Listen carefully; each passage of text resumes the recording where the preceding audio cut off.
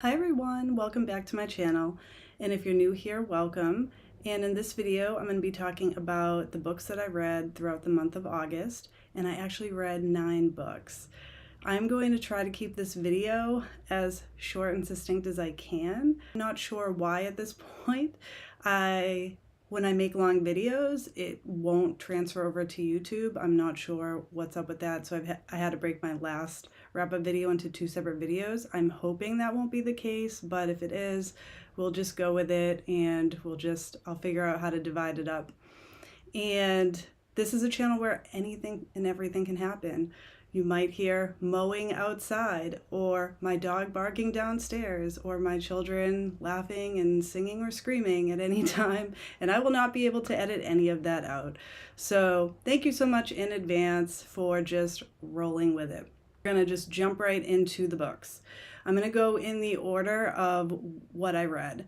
So the first book I read was actually not a part of my physical TBR challenge.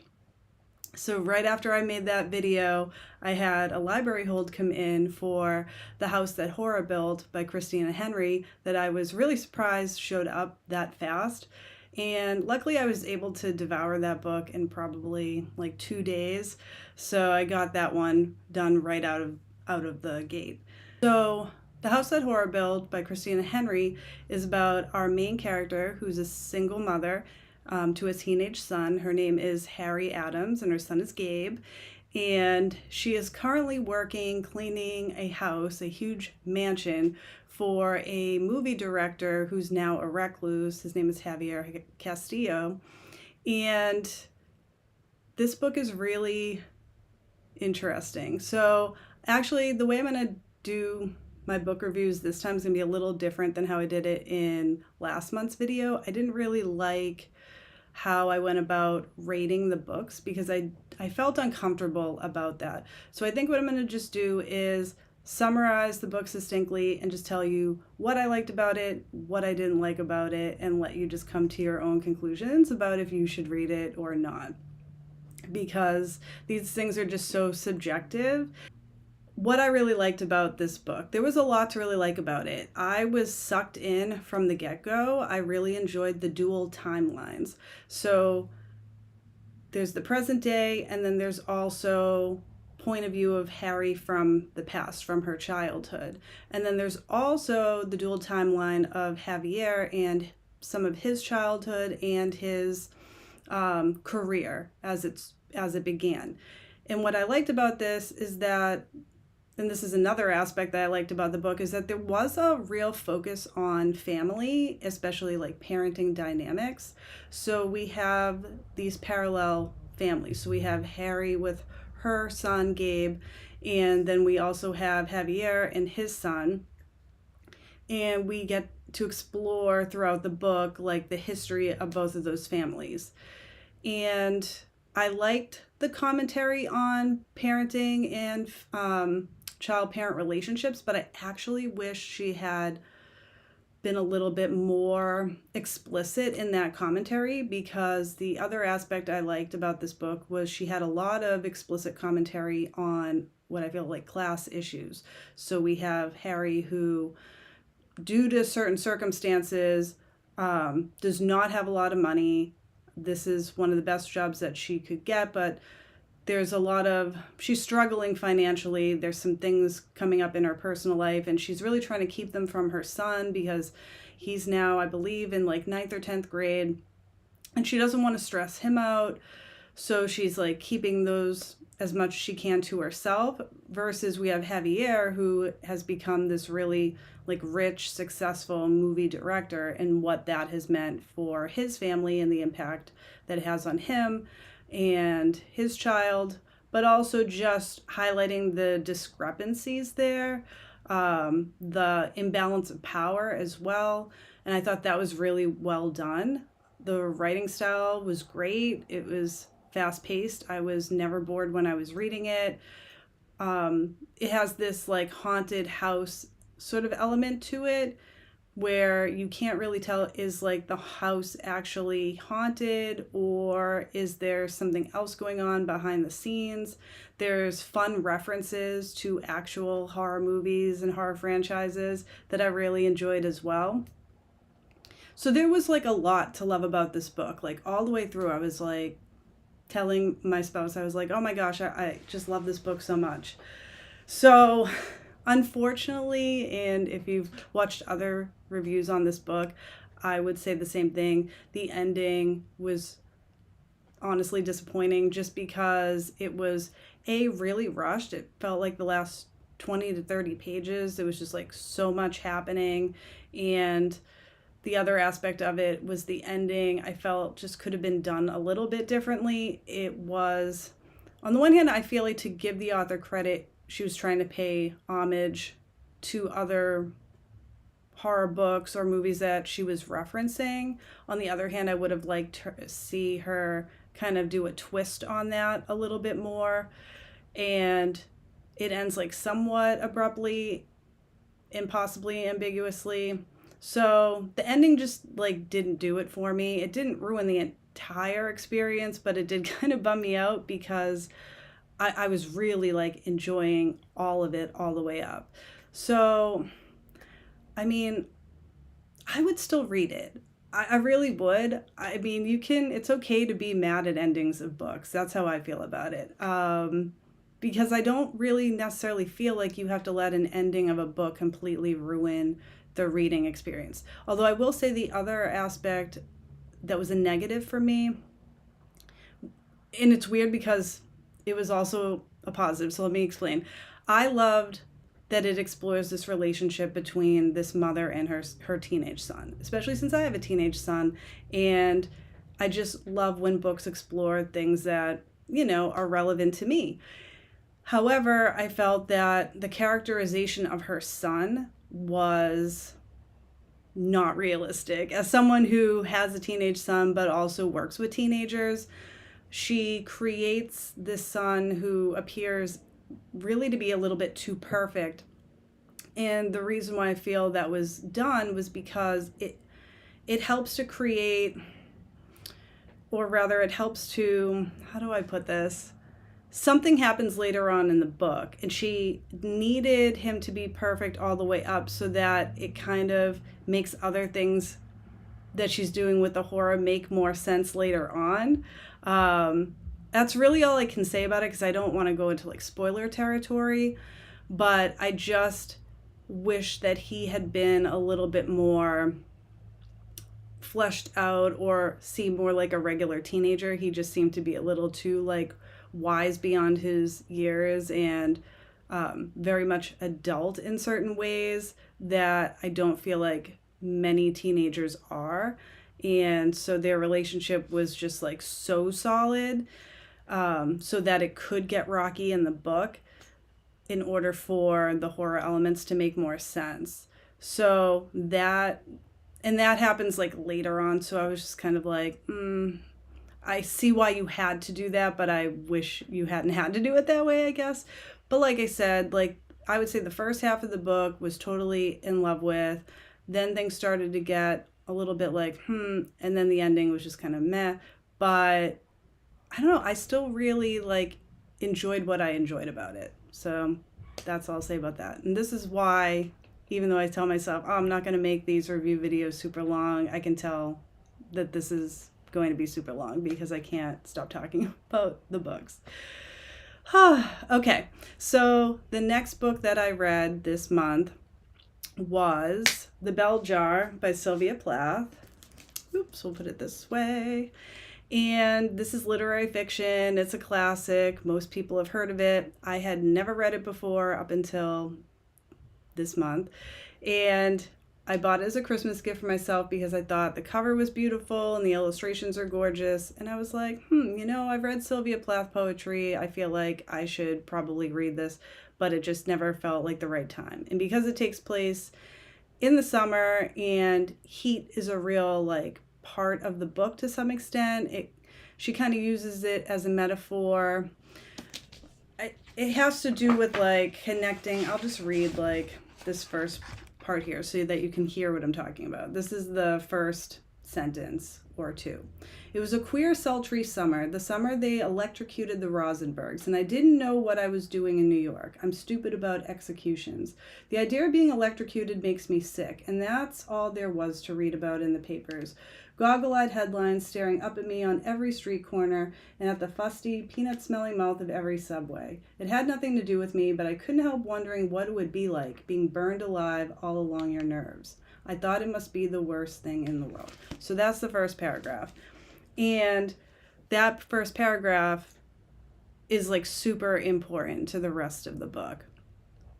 So this book follows our main character, Esther Greenwood, and she's 19. She's a very bright college student. She had won this trip to New York. So the majority of this book takes place in New York City, and it explores the experiences and opportunities that she's given and what she sort of does with those opportunities, because she's clearly dealing with some mental illness. And later on, she leaves New York and goes back home to Massachusetts, where she starts going into treatment. And it's not an uplifting book at all. It's very interesting. I feel like the positives of this book is that it's very well written, that it's a classic for a reason. I found the parts in Massachusetts when it was actually exploring what it was like for her trying to get help for herself, what that experience was like. That was very interesting to me, more so than what was going on in New York. Just because what was happening in New York was sort of like all over the place. I felt like I didn't really know where the plot was going. It was meandering in some ways, but you can kind of do that with literary fiction. So I think I've just been sort of trained a little bit with certain sequencing because of the style, like the genres of books I read the most. So this was somewhat different for me because I just don't read a lot of literary fiction anymore. So that's not like a positive or a negative, just, an experience with it. What I was surprised about is I knew this was about a character with depression. And I guess I felt like as someone who I've also dealt with anxiety and depression, I thought I would be able to relate to this character more. And there is some commentary on what it means to be a woman, or even some of the conversations around sex and sexuality and double standards. I felt like those things were relatable, or her thoughts and feelings about not really knowing what you want to do with your life. Like, she's very talented, she's very smart, all of these people are presenting her with all these opportunities, but she's dealing with this crisis of really not knowing what she wants or who she really is, and dealing with, this mental illness on the side, which is, heavily prominent in this book, making things more difficult.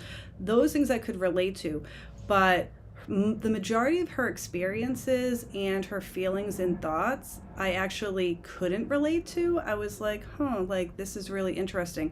So to me, it felt like more than just depression. It was not as straightforward, where I was kind of like, there's definitely more, and I'm not a psychologist, but I was like, there's definitely more going on with this person than just depression, and I don't know what it is.